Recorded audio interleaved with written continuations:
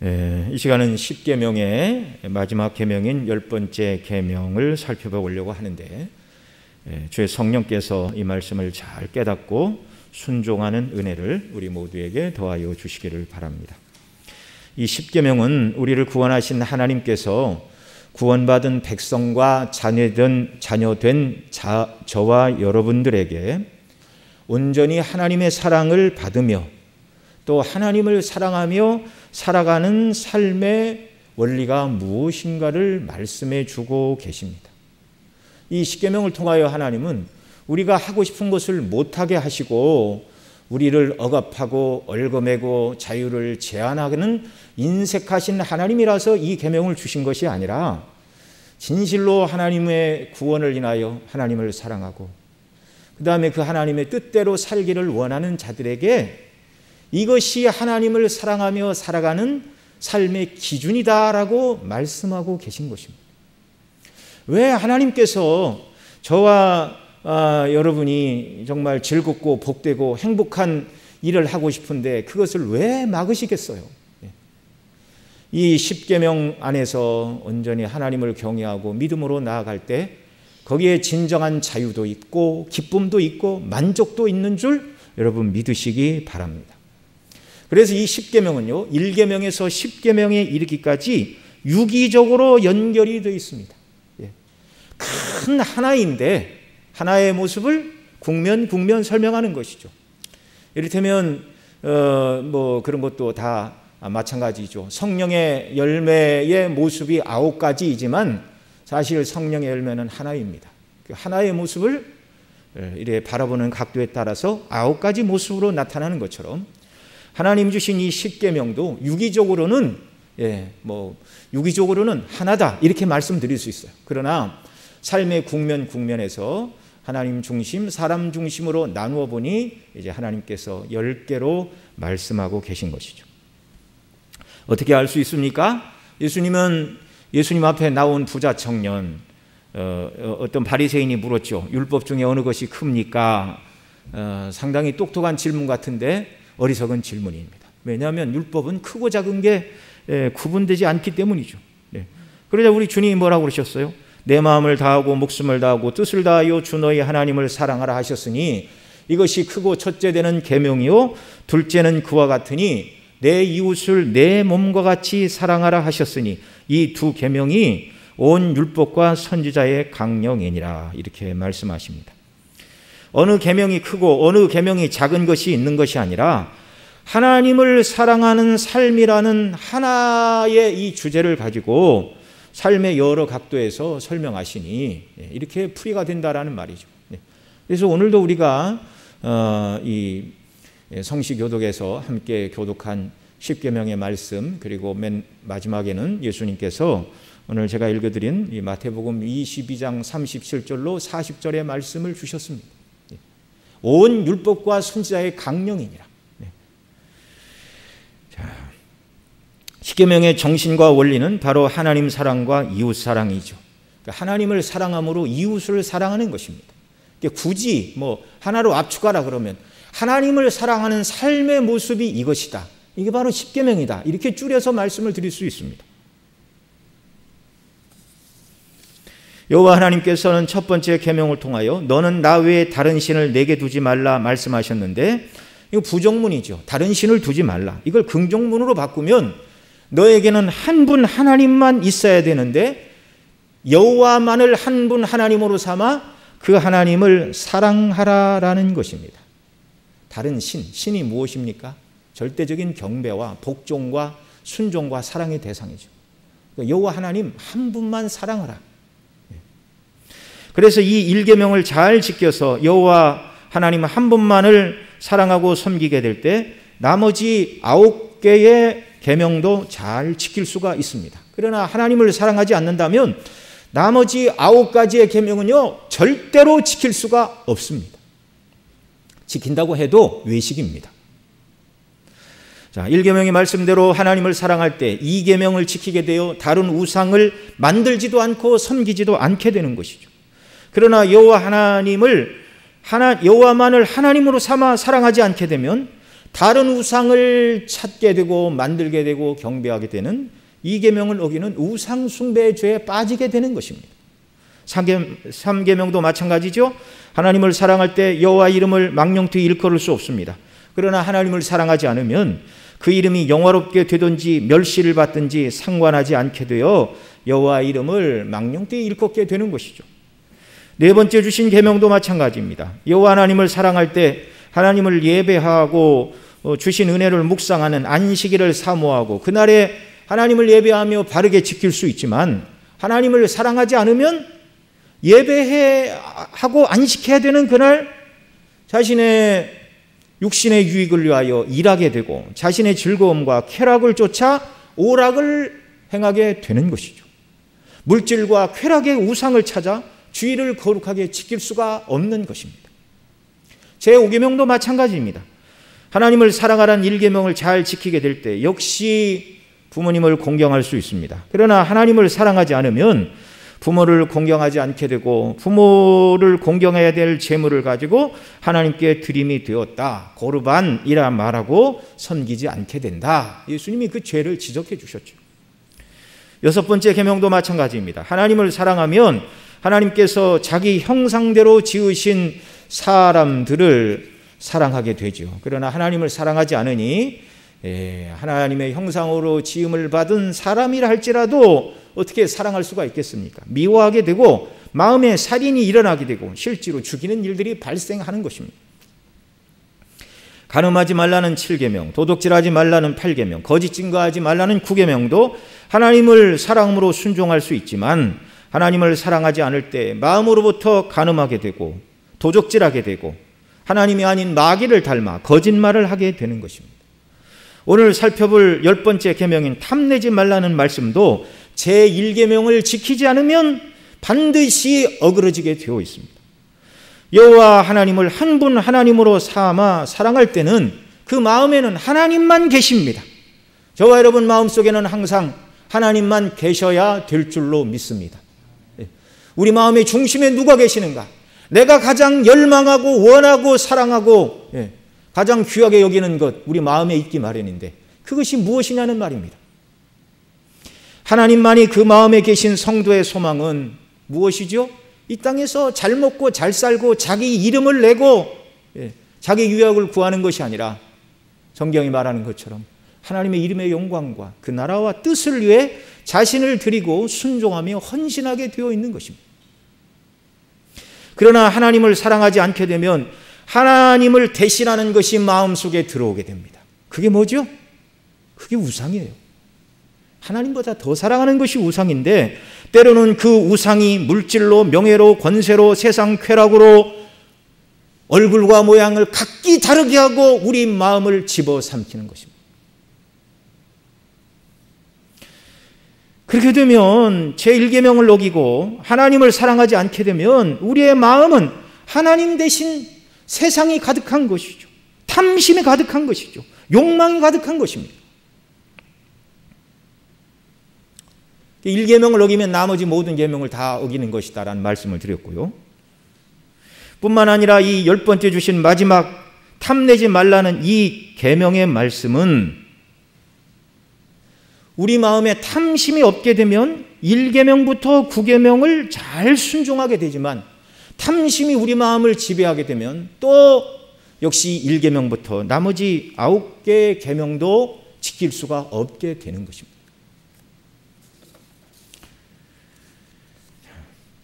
(1계명부터) (9계명을) 범하게 되는 이유가 무엇이죠? 앞서 1계명을 어기면 하나님의 사랑이 없기 때문에 2계명부터 10계명은 자연스럽게 지킬 수 없게 된다 말씀을 드렸고요. 반대로 1계명부터 9계명을 어기게 되는 이유를 10계명을 통해서도 우리가 찾을 수가 있는데 사람의 마음속에 하나님이 아니라 탐심이 들어가 있다면 역시 1계명부터 9계명이 다 어그러지게 되는 것입니다.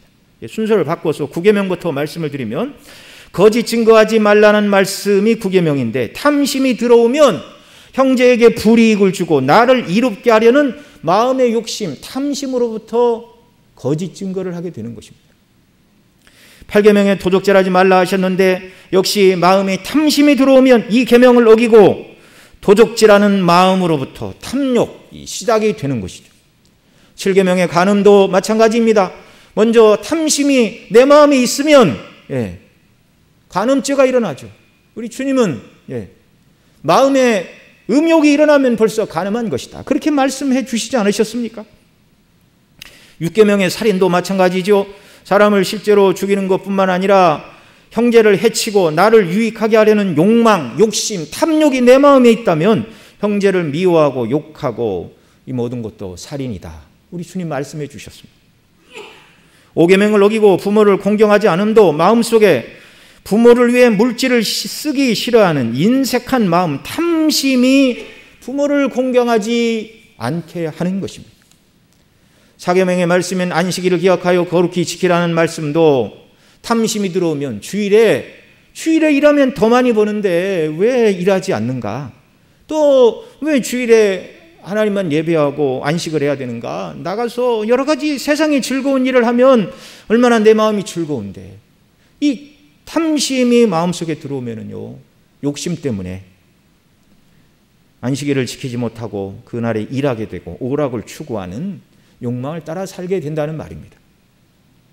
3계명을 어기는 건 역시 마찬가지입니다. 여호와의 이름을 망령되이 일컫지 말라, 헛되고 거짓 맹세를 하지 말라 하셨는데 탐심을 이루기 위하여 하나님의 이름을 팔아 헛된 맹세를 하는 것.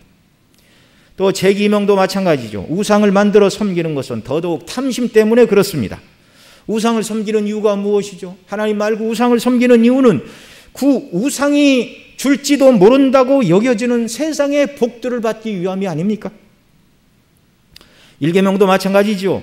마음에 탐심이 가득하면 1계명을 어기고 하나님을 사랑해야 하는 마음에 우상이 가득합니다. 1계명에서 하나님은 너희는 나만 하나님으로 삼아 나를 사랑해야 한다라고 말씀하셨는데 탐심이 마음에 들어오면 하나님이 아닌 우상이 가득하게 되는 것이죠. 그래서 신약 성경은 탐심은 우상 숭배라고 말합니다. 사도 바울은 신약 성경 세 곳에서 이렇게 말하는데요. 먼저 로마서 7장 7절로 8절에서 이렇게 말합니다. 그런즉 우리가 무슨 말하리요? 율법이 죄냐? 그럴 수 없느니라. 율법으로 말미암지 않고는 내가 죄를 알지 못하였으니 곧 율법이 탐내지 말라 하지 아니하였다면 내가 탐심을 알지 못하였으리라. 그러나 죄가 기회를 타서 계명으로 말미암아 내 속에서 각양 탐심을 이루었나니 이는 법이 없으면 죄가 죽은 것임이니라. 이 사도 바울은 모든 율법을 말하면서 마지막 10번째 계명인 탐내지 말라는 이 계명, 그는 바리새인 중에 바리새인 아니었습니까? 모든 사람 앞에 나는 율법에 흠이 없는 자라고 자신했던 사람인데 이 탐내지 말라는 말씀에 다 걸렸어요. 탐내지 말라는 말씀에 비춰보니까 나머지 모든 계명도 지킨 것이 아니라는 것을 깨닫게 된 것입니다. 에베소서 5장 5절에서는 이렇게 말합니다. 너희도 정령이 알거니와 음행하는 자나 더러운 자나 탐하는 자 곧 우상 숭배자는 다 그리스도와 하나님 나라에서 기업을 얻지 못하리니. 여기 탐하는 자 곧 우상 숭배자다 이렇게 말하고요. 골로새 3장 5절에서도 이렇게 말합니다. 같이 읽습니다. 그러므로 땅에 있는 지체를 죽이라. 곧 음란과 부정과 사욕과 악한 정욕과 탐심이니 탐심은 우상 숭배니라. 아멘.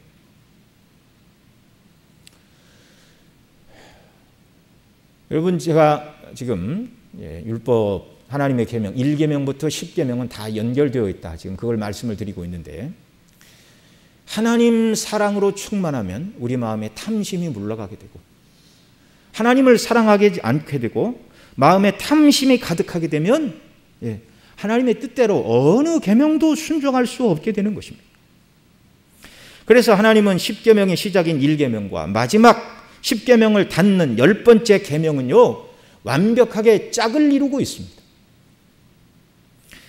1계명의 순종을 통하여 그 마음에 우상과 탐심이 없이 오직 하나님을 사랑하는 자는 나머지 9가지 계명을 잘 지키게 되는 것이요, 반대로 10번째 계명을 어기고 그 마음에 탐심, 하나님을 대신하는 더 사랑하는 우상이 마음에 자리 잡고 있으면 아무런 계명도 지킬 수가 없게 되니 마음에 탐심을 물리치고 마음에 하나님을 담아라. 하나님의 사랑을 담아라. 그래야 이 모든 율법대로 하나님의 계명대로 순종할 수 있다. 이걸 말씀하고 계십니다. 그래서 이 10번째 계명은요, 성도들의 참된 경건을 평가해 주는 시금석이 되기도 하는 것입니다. 예수님 앞에 어떤 사람이 나왔죠. 선한 선생님이여, 어떻게 해야 영생을 얻으리까? 그러자 예수님이 살인하지 말고, 간음하지 말고, 도적질하지 말고, 다 이렇게 부모를 공경하고 거짓 증거하지 말라, 그렇게 말씀을 하셨습니다. 그러자 이게 누가복음 18장에 있는 말씀인데, 이 사람이 뭐라고 그래요? 젊은데 관원이고 부자더라, 그렇게 말하고 있습니다. 여러분, 부자도 되고 관원도 될 수 있는데 젊은 나이에 그 모든 것을 다 갖는 것은 쉽지가 않습니다. 가난해서 열심히 노력해 부자가 됐는데 다 늙어서 돈을 쓸 기력도 없다. 그 얼마나 인생이 서글픕니까? 근데 여기 누가복음 18장에 나오는 이 사람은 젊은 나이에 부자의 명예와 권세도 얻었고 거기에 나이도 젊고 다 가졌어요. 다 가진 사람. 그런데 경건해 보이기까지 합니다. 어떻게 해야 영생을 얻냐고 이렇게 묻습니다. 예수님이 율법을 지키라고 그랬더니 이 사람 하는 말이 내가 모든 것을 다 지켰다, 그렇게 말하고 있습니다. 정말 사람의 눈으로 볼 때 흠잡을 데 없는 사람이고, 이 사람이 결혼을 안 한 미혼이라면 모든 정말 이 신부 정말 결혼을 앞둔 자매들에게는 최고의 신랑감으로 추앙을 받을 만한 성공적인 인생을 살고 있습니다. 외적으로는 아무도 구분을 못하고 있어요. 그런데 주님은 이 사람이 진실한 믿음의 사람이 아니라는 것을 한마디로 드러내 주셨습니다. 뭐라고 그러셨죠? 오직 내게 한 가지 부족한 것이 있으니 내게 있는 것을 다 팔아 가난한 자들을 나눠주라. 그리하면 하늘에서 보화가 내게 있으리라. 그리고 와서 나를 쫓으라 하시니 이 사람이 부자인 고로 이 말씀을 듣고 심히 근심하더니. 여러분, 이 사람이 모든 것을 팔고 예수님을 쫓았으면 얼마나 좋았을까요?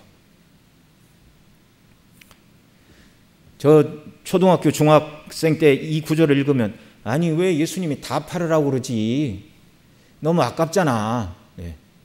그러나 여러분, 다 팔고 주님을 따르면 팔지 않고 움켜쥐고 사는 것보다 진정한 행복과 복락과 영생의 구원을 하나님이 주십니다. 여러분, 주님이 못한 것 주시려고 재물을 팔라고 하시겠어요? 이 사람 마음속에 율법의 정신이 하나님 사랑, 이웃 사랑인데 형식적으로 다 지켰다고 말하고 있지만 너는 탐심의 노예다. 주님이 이걸 지적하신 것입니다.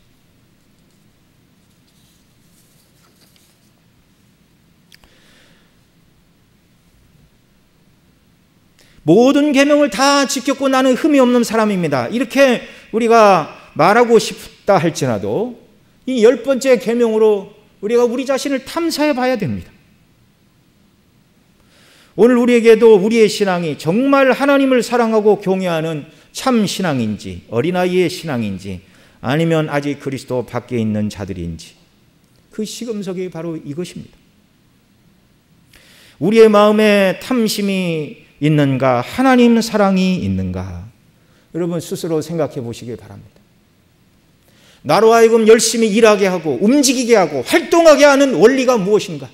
내 마음에서 나로 하여금 열심히 활력하게 하는, 나를 움직이게 하는 이 근본 원리, 나를 나대게 하고 나를 움직이게 하는 우리 마음속에 있는 생명의 원리가 무엇인가? 그것이 하나님의 사랑인가? 물질과 명예와 권세와 세상의 즐거움을 얻기를 원하는 탐심, 곧 우상이 가득하여 나로 열심히 이 세상을 살게 하는가?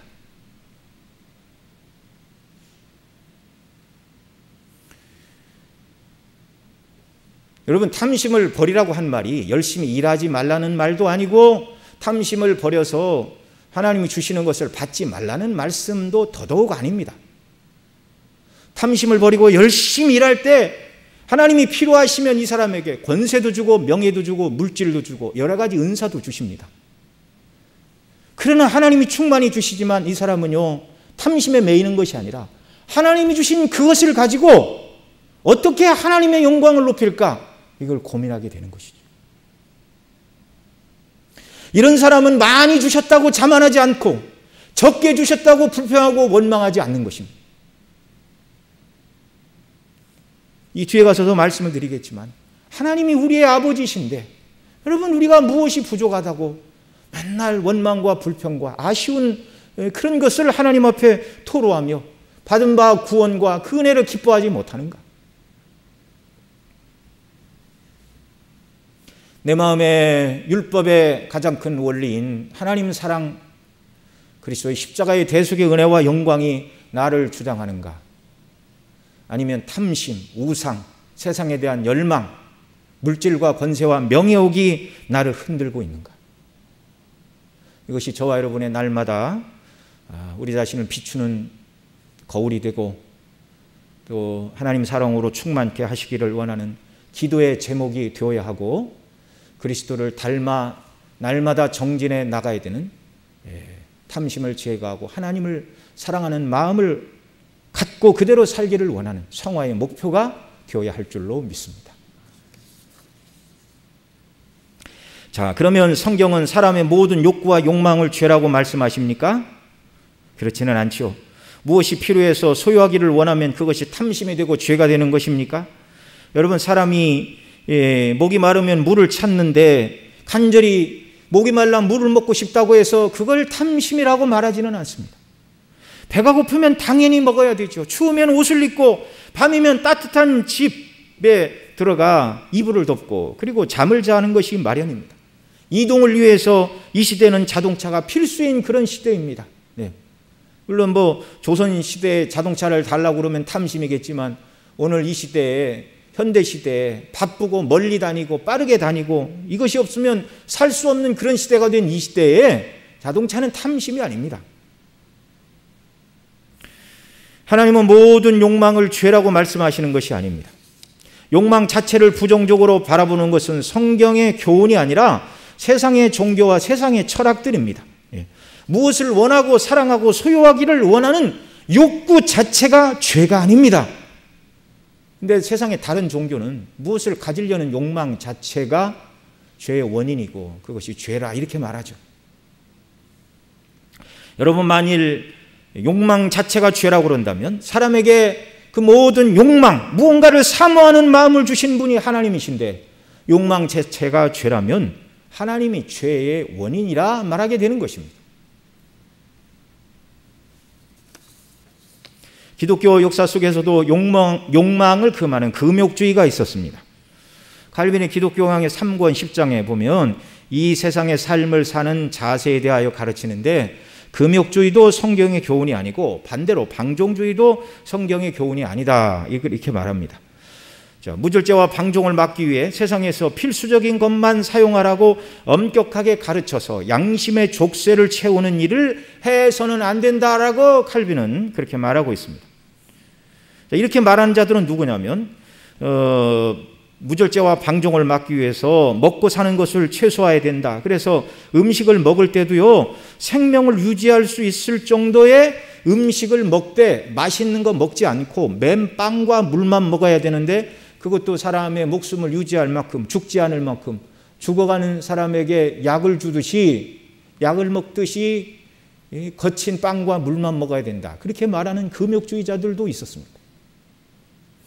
꽃향기를 맡거나 아름다운 음악도 감정을 고조시켜서 죄를 짓게 할 수 있다 하였고, 그래서 눈으로 보는 아름다운 형체와 부드러운 색깔에 현혹되어서도 안 된다고 가르치는 시대도 있었습니다. 그러나 금욕주의는 하나님께서 원하시는 삶이 아닙니다. 시편 104편 13절 15절 말씀 우리 같이 읽겠습니다. 저가 그 누각에서 산에 물을 주시니 주의 행사의 결과가 땅에 풍족하도다. 저가 가축을 위하여 풀과 사람의 소용을 위한 채소를 자라게 하시며 땅에서 식물이 나게 하시고 사람의 마음을 기쁘게 하는 포도주와 사람의 얼굴을 윤택케 하는 기름과 사람의 마음을 힘있게 하는 양식을 주셨도다. 아멘. 여러분, 하나님은 절대로 인색하신 분이 아니십니다. 에덴 동산에서 하나님이 먹지 말라고 하는 것은 하나님이 금하신 선악을 알게 하는 나무 실과 하나였고 나머지 모든 각종 나무의 과실을 다 주셨습니다. 하나님은 인색하신 분이 아니십니다. 가축을 위한 풀과 사람을 위한 채소를 위하여 하늘의 누각에서 산과 들에 물을 주십니다. 그래서 땅에 먹을 것이 넘쳐나게 하시는데 가축을 위하여 풀을 주시니 그 가축으로부터 사람이 우유와 털과 가죽과 고기를 제공받습니다. 그리고 땅에서 채소와 곡식으로 먹을 것을 주시고, 그 다음 또 하나님 뭐라고 그러셨죠? 우리가 읽은 시편에 포도주를 주시어 사람의 마음을 기쁘게 하고 사람의 얼굴을 윤택케 하는 기름, 사람의 마음을 힘있게 하는 양식, 여러분 먹어서 마음이 기쁘게 하기를 하나님이 원하신다 그 말입니다. 그러니까 맨 빵과 물만 먹는 것이 아니라 여러분 하나님이 허용하셨으면 맛있는 진미를 드시기 바랍니다. 하나님이 모든 것을 주셨음을 인하여 감사하며 드시기 바랍니다. 그건 죄가 아니에요. 하나님이 아름다운 꽃을 주신 것은 우리 눈으로 그 꽃을 보고 신묘막직하게 지으신 하나님의 솜씨와 영광을 찬미하라는 것입니다. 새들의 아름다운 노래소리와 사람들의 잘 훈련된 목소리와 악기소리, 하나님께 영광을 돌리라고 주신 것입니다. 여러분, 그렇다고 반대로 무절제한 탐욕을 스스로 변명하면서 방종의 길로 나가는 것도 역시 잘못입니다. 역시 잘못입니다. 그러니까 여러분, 우리가 하나님의 성령의 인도하심을 받으면서 잘 이렇게 해야 되겠죠. 먹을 것을 주셨는데 사람들 앞에 자랑하기 위하여 내가 이렇게 맛있는 것을 날마다 많이 먹는다라고 사람들에게 자랑하기 위하여 음식의 과소비를 하게 되면 이건 탐욕이 되는 것이죠. 옷도 아름다움과 정갈함을 위해 주셨는데 여러분, 능력이 안 되는 사람이 옷의 단추를 금이나 다이아로 다는 것은 그것은 탐욕이죠. 오늘날 재벌이나 또 왕조시대의 왕들은 그렇게 입어도 됩니다. 그러나 서민이 옷에 다이아로 단추를 달고 다닌다, 이건 탐욕이죠. 그 정도의 분별력은 우리가 가지고 살아야 되는 것이죠. 자, 그러면 하나님께서 10번째 계명에 말씀하신 탐심은 무엇이죠? 오늘 본문 출애굽기 20장 17절에서 내 이웃의 집을 탐내지 말라 그러셨어요. 그리고 구체적인 대상이 내 이웃의 아내, 남종, 여종, 그의 소나 나귀와 무릇 내 이웃의 소유를 탐내지 말라. 이 탐내다라는 히브리 말이 하마드인데 내 것이 아닌 남의 것을 부러워하고 탐내고 내 것으로 삼고자 하는 것, 이게 탐심이라는 것입니다. 자, 하나님이 말씀하신 탐심의 첫 번째 정의가 뭐라고요?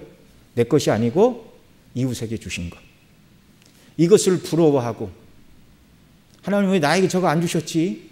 원망하고 그것을 갖기 위하여 열망을 내는 것, 이것이 탐심의 죄라는 것입니다. 거기에는 여러 가지가 들어가 있죠. 사람도 들어가 있고 동산도 들어가 있고 부동산도 들어가 있고 그 다음에 또 그의 모든 소유 그랬는데 그 소유 안에는 이웃이 가지고 있는 권세와 명예와 은사, 재능, 권력, 이 모든 것들이 다 포함이 되어 있는 것입니다.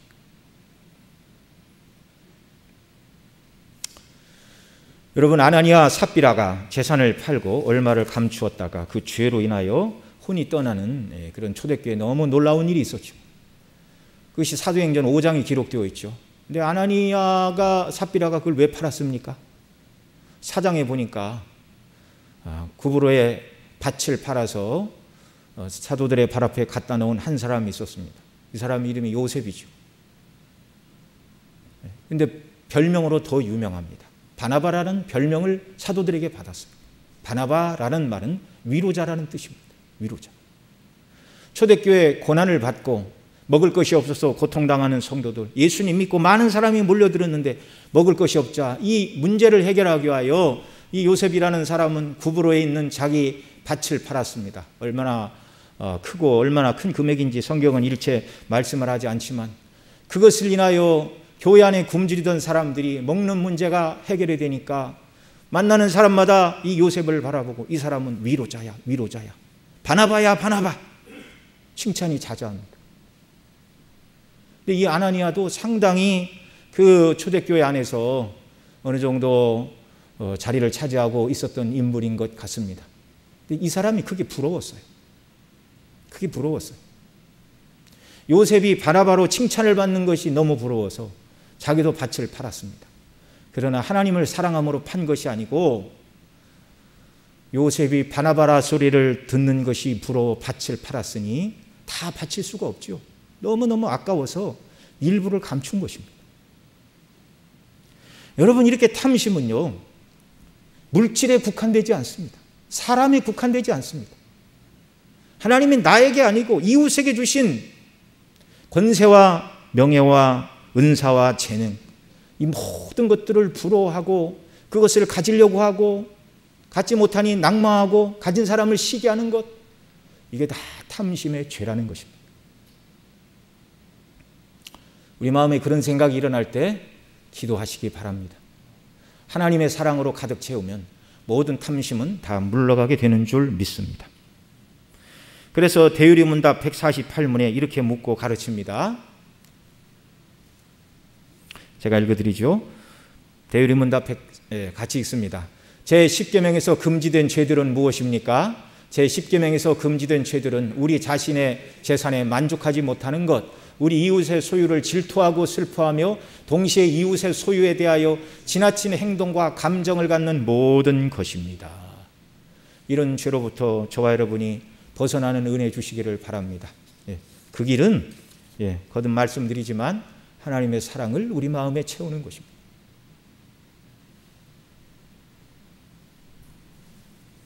여러분, 탐심이 위험한 것은요, 이 탐내는 것 자체도 죄이지만 이 탐심은 곧 행동으로 옮겨지는 것이기 때문에 그렇습니다. 그 다음 10계명을 다시 말씀하는 신명기 5장 21절에 보면 내 이웃의 아내도 탐내지 말라. 여기 이웃의 아내를 탐내지 말라라는 말씀은 앞서 출애굽기 20장 17절에 기록된 아마드라는 단어를 쓰고 있습니다. 그런데 그 뒤에 내 이웃의 집이나 밭이나 남종이나 여종이나 소나 그의 낙이나 무릇 내 이웃의 소유를 탐내지 말지니라. 이 두 번째 탐내지 말지니라는 단어는요, 하마드라는 단어가 아니고 아와라는 히브리 단어를 사용했습니다. 이 아와라는 말은요, 더 간절히 가지고 싶어하는 마음, 곧 분수를 넘어서서 소유하고 싶은 강한 집착을 말하는 것입니다. 그러니까 탐내지 말라. 내 이웃에게 주신 것을 탐내지 말라. 그 다음 그것을 넘어서 하나님이 주신 것에 만족하지 못하고 분수를 넘어서 더 가지고자 하는 욕망, 이게 탐심이라는 것입니다.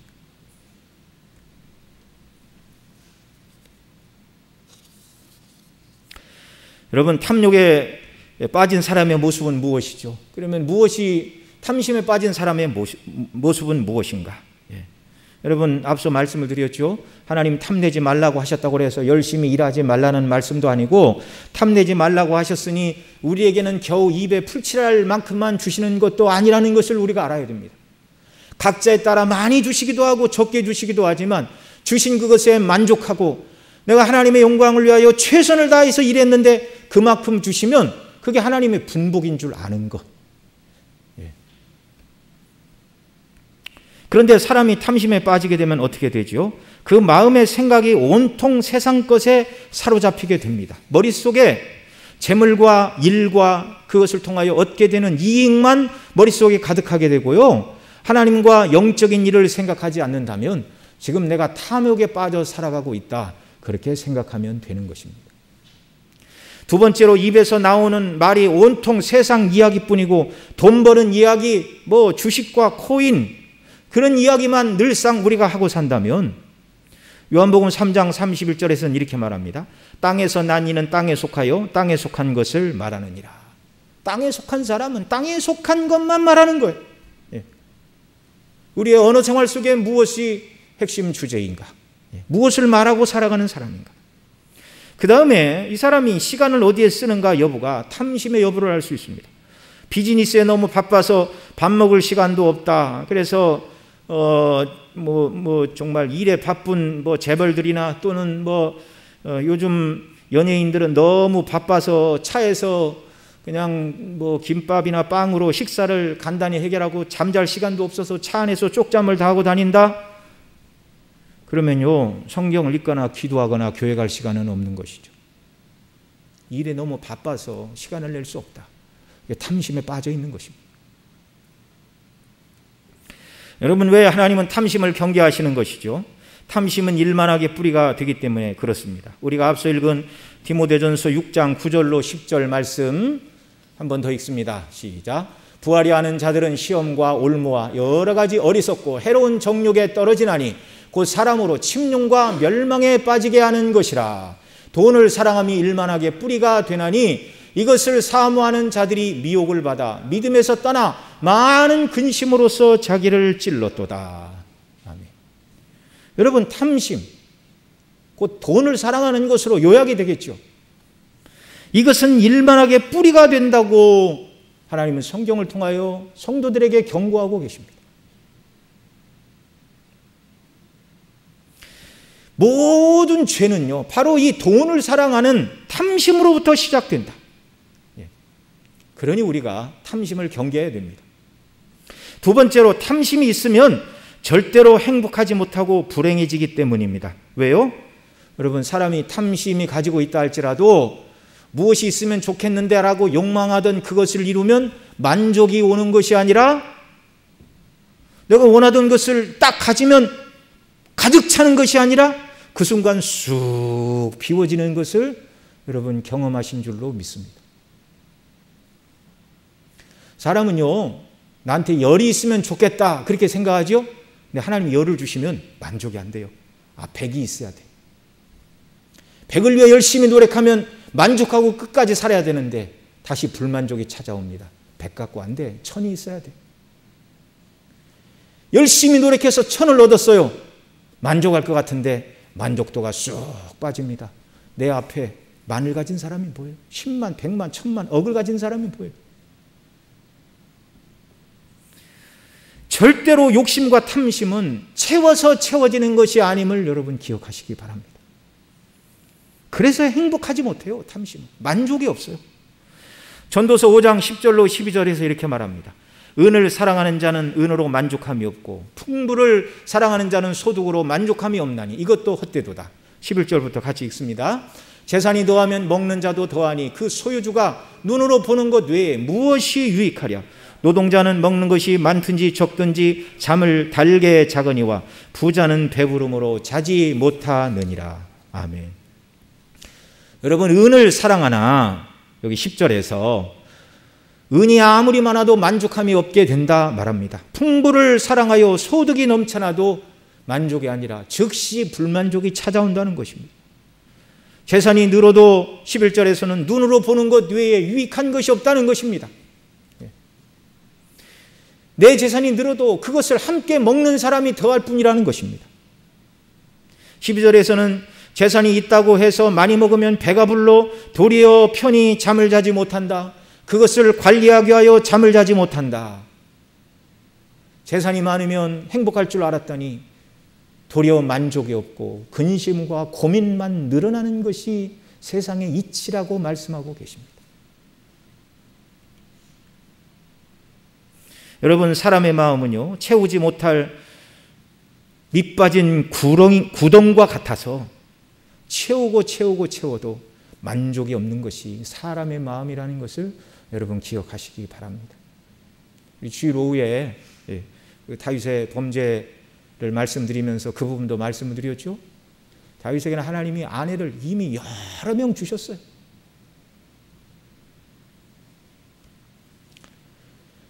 채운다고 채워지는 것이 아니고 가진다고 만족을 누리는 게 사람의 마음이 아닙니다.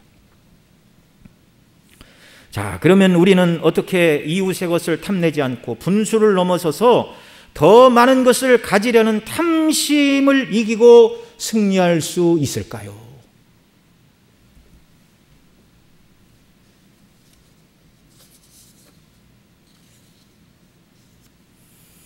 하나님께서 내게 필요한 일용할 양식을 주심을 믿고 그것이 나에게 가장 좋은 것이기에 하나님께서 나에게 필요한 양식, 일용할 양식을 주시는 분이심을 여러분 믿어야 하는 것입니다. 하나님은 일용할 양식을 넘어서서 우리가 원하는 대로 얼마든지 주실 수 있어요. 주실 수 있는 능력이 없으신 분도 아니고 능력은 있으신데 우리를 사랑하지 않으셔서 주실 마음이 없는 것도 아닙니다. 아들을 우리 위에 내어주신 하나님 아버지께서 세상의 재물이나 명예나 권세가 무엇이 아깝다고 우리에게 주기를 아까워하시겠습니까? 그런데 일용할 양식만 주시고 우리에게 필요한 만큼의 명예와 권세만 주시는 이유가 무엇인가요? 욕심에 빠지지 않게 하시기 위함입니다. 너무 많은 것을 주시면 욕심과 탐욕으로 우리가 해롭기 때문에 그렇습니다.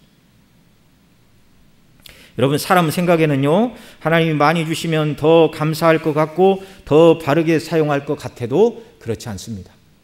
많이 가지게 되면 즉시 교만하게 됩니다. 내가 잘나서 이렇게 되었지. 여러분, 하나님께서 다윗을 그 백성과 하나님 나라를 통치하는 일꾼으로 세우시기 위하여 얼마나 오랫동안 사울왕을 훈련 교관과 조교를 삼으셔서 얼마나 오랜 시간, 얼마나 센 훈련을 많이 시키셨습니까? 그나마 그 정도 훈련을 받으니까 다윗이 그 정도 통치를 할 수 있었던 것이죠. 우리가 살펴보는 출애굽기, 이 출애굽의 지도자로 쓰시려고 하나님은 모세를 애굽의 바로의 궁전에서 40년 최고 공부를 한 엘리트를 쓰시지 않고 실패하게 하시고 다 자기를 비우고 버리는 광야 40년간의 연단 후에 모세를 들어 쓰셨습니다. 하나님의 뜻대로 재물을 관리하는 재벌이 되고 싶으신 분들은 잘 생각을 해야 됩니다. 하나님 나를 재벌 만들어주면 이 돈을 정말 하나님을 영광 위하여 복되게 한번 쓰고 싶은데 그것 자체도 탐심입니다. 얼마나 긴 시간, 얼마나 강도 높은 훈련을 받아야 여러분 우리가 하나님의 뜻대로 바로 살아갈 수가 있는 연약한 인생이라는 것을 우리가 잊지 말아야 됩니다. 그러니 하나님께서 적게 맡겨주신 분들은 그래서 나에게는 일용할 양식밖에 없다, 이게 불평하고 원망할 것이 아니라 하나님 앞에 감사해야 될 일이에요. 일용할 양식을 주시는 대로 먹고 하나님의 영광을 위하여 살면 되는 것입니다. 그 마음에 탐심이 아니라 하나님 사랑으로 가득 채우면 일용할 양식을 주심도 너무너무 감사합니다. 왜 그래요? 저와 여러분의 본래 자리는 지옥 형벌로 떨어져야 마땅한 사람들이었어요. 지금 당장 하나님이 우리를 죽이셔서 영원한 지옥의 형벌에 던지신다 해도 아무런 항변할 수 없는 하나님 앞에 죄인 괴수들입니다. 뭘 달라고 말할 수가 있어요? 하나님 앞에 그리스도 안에서 구원해 주시고 자녀 삼으시고 천국의 영광을, 천국을 이룰 후사로 하나님이 저와 여러분을 삼아 주셨습니다. 감사할 것밖에 없죠. 여러분, 많이 받으신 분들은 기억해야 될 말이 있습니다. 칼빈은 앞서 말씀드린 그 기독교 강요 3권 10장에서 하나님은 많이 주신 사람들에게 정산할 때가 있다, 그렇게 말합니다. 많이 주신 것을 어떻게 사용했는가? 하나님이 정산할 때가 반드시 있다. 많이 맡은 분들은 잘 관리하고 바르게 사용해야 될 책임이 있는 것입니다. 두 번째로 탐심을 극복하는 가장 큰 원리, 주님 안에서 자족해야 합니다. 앞서 인생의 만족은 욕구를 채움으로 만족을 이룰 수 없다고 말씀을 드렸는데요, 욕심은 채워서 만족이 되는 것이 아니라 자족함을 배워야 만족을 누릴 수 있습니다. 하나님께서 우리에게 주신 것으로 자족할 뿐만 아니라 더 나아가 이웃에게 주신 것을 인정하고 지지하고 돌봐주는 데까지 나아가야 우리가 참된 만족을 누리게 되는 것입니다. 여러분, 하나님께서 각 사람을요, 이 땅에 태어나는 모든 사람에게 똑같은 수명, 똑같은 건강, 똑같은 재물, 똑같은 은사, 똑같은 키, 똑같은 몸무게, 똑같은 얼굴 형태, 개성이 없어요. 하나님은 그렇게 하시는 분이 아닙니다. 사람이 죄에 빠지니까 하나님이 나에게, 저 사람에게 이만큼 주셨으면 나에게도 이만큼을 주셔야 한다라고 그렇게 생각하는데, 여러분, 그건 공의도 아니고 정의도 아닙니다. 죄에 빠진 그저 내 생각일 뿐이에요. 하나님의 공의대로 하면 지옥 형벌이라니까요. 대요리 문답 147문에서 이렇게 가르칩니다. 같이 읽습니다. 제10계명에서 요구하는 의무들은 무엇입니까? 제10계명에서 요구된 의무들은 자기 자신의 처지에 완전히 만족하며 우리의 이웃에 대하여 온 영혼을 다하여 사랑하며 우리의 모든 내적인 행동과 감정으로 그들을 만지며 우리의 소유 전체를 더욱 잘 돌보는 것입니다. 이웃의 소유 전체를 더욱 잘 돌보는 것입니다. 감정으로 그들을 만지며, 영적으로 케어하라 그 말입니다. 케어하라, 돌보라. 성경은 하나님께서 주신 것으로 만족해야 된다, 이걸 계속 가르치고 있어요. 디모데전서 6장 6절 8절 우리 읽은 말씀 앞부분 다시 한번 같이 읽습니다. 그러나 지족하는 마음이 있으면 경건에 큰 이익이 되느니라. 우리가 세상에 아무것도 가지고 온 것이 없음에 또한 아무것도 가지고 가지 못하리니 우리가 먹을 것과 입을 것이 있은즉 족한 줄로 알 것이니라. 아멘. 지족, 족함을 아는 거, 알지자를 앞에 쓰고 있습니다. 그래서 다른 성경 본문에서는 자족이라는 말도 쓰는데 여기는 지족, 족한 줄을 아는 것.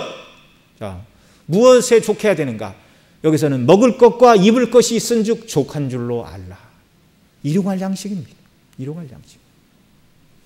히브리 13장 5절에서는 이렇게 말합니다. 돈을 사랑치 말고 있는 바를 족한 줄로 알라. 그가 친히 말씀하시기를 내가 과연 너희를 버리지 아니하고 너희를 떠나지 아니하리라. 돈을 사랑하면 일만하게 뿌리라고 그랬죠. 그러면서 뭐라고 그러셨습니다? 뭐라고 말합니까? 있는 바를 족한 줄로 알라. 하나님이 내게 주신 것, 먹을 것과 입을 것이 있으면 족한 줄로 알라. 왜요? 하나님이 말씀하시기를 내가 과연 너희를 버리지 아니하고 너희를 떠나지 아니하리라.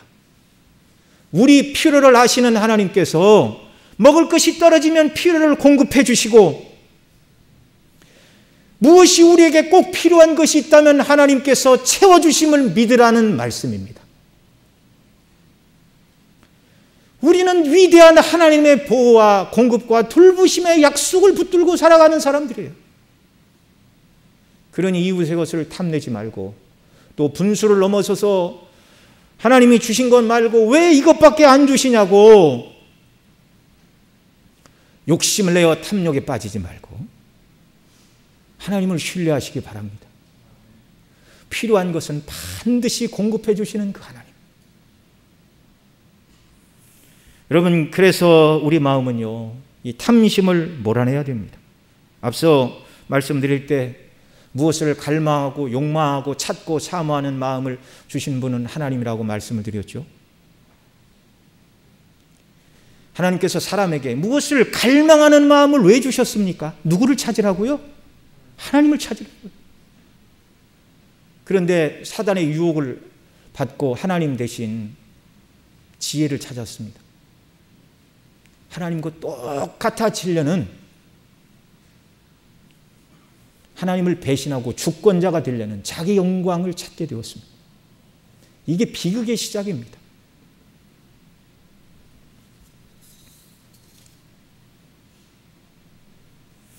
예수님은 마태복음 13장에서 천국 비유에서 밭에 감추인 보화, 이거를 발견한 사람 모든 것을 다 팔아 그 밭을 샀느니라.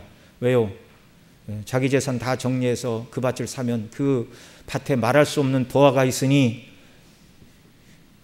100배, 1000배, 만배의 투자를 잘한 것이다. 그 보화로 평생 편히 먹고 떵떵거리고 살아라. 그 말씀이 아니죠. 그 밭에 감추인 보화가 무엇입니까? 예수 그리스도예요. 그리스도께서 주시는 구원이에요. 구원 안에 포함되어 있는 천국의 영광인 줄 여러분 믿으시기 바랍니다. 그러니까 저와 여러분이 간절히 구해야 될 것은 세상에 속한 재물과 명예와 권세가 아니라 하나님의 사랑과 그리스도 안에 있는 구원의 영광, 이거를 깨달아 알게 하시고 우리와 동행하시고 교통하시는 성령님의 은혜, 이것이 저와 여러분이 갈망해야 할 것인 줄 믿습니다. 이 은혜를 갈망하는 자들에게 채워주시고 참된 만족을 주시고 기쁨을 주시고 즐거움으로 하나님을 섬기게 하시고 넉넉히 순례길을 살아가다가 하나님 나라에 아름답게 들어가는 은혜, 저와 여러분 모두에게 부어주실 줄 믿습니다. 기도하겠습니다. 사랑하시는 아버지 하나님, 고맙고 감사합니다. 탐내지 말라고 하셨습니다. 이웃에게 주신 것을 탐내지 말고 분수를 넘어서서 하나님이 주신 것 이외에 더 많은 것을 가지려고 죄악된 욕망을 품지 말라 하셨습니다. 왜냐하면 그것이 우리에게 필요한 것도 아니고 우리를 유익하게 하는 것도 아니며 하나님은 우리에게 일용할 양식을 주실 뿐만 아니라 우리 삶의 국면 필요한 것은 내가 너를 버리지도 않고 떠나지도 아니하리라 약속하신 하나님께서 날마다 우리의 영적인 필요 또 육적인 필요를 공급하시는 아버지가 되셔서 우리에게 공급하시고 우리로 하여금 눈을 열어 그 하나님을 알게 하시고 하나님을 사랑하게 하시고 하나님과 교통하는 삶을 살기를 원하시는 하나님의 마음을 우리가 십계명을 통하여 발견하고 순종하며 살아가는 자들이 되게 하여 주옵소서. 우리 구주 예수님의 이름으로 기도드리옵나이다. 아멘.